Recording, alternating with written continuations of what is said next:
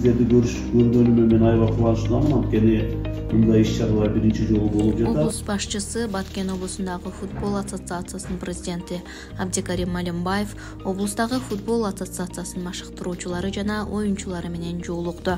Мында облус аймагында спорттун футбол түрүн өнүктүрүү үчүн аткарылып жаткан иш-аракеттер талкууланды.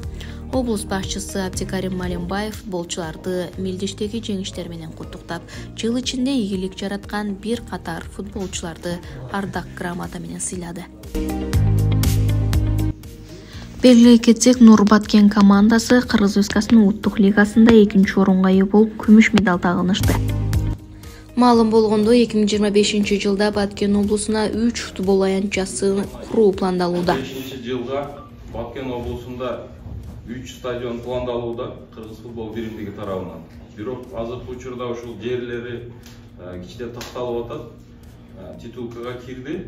Буюрса 2025-ке Кызылкая шаарынан борбордук стадион, ошондой эле Баткен шаарынан биздин генералыбыз өзгөчө көңүл буруп, башка жерден жер алып берип атат, мына чет булак кварталынан.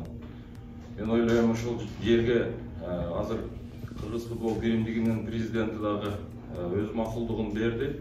Буюрса документ иштерин бүтүрүп, 25-жылга жаңы стадионго ээ болобуз деп атабыз.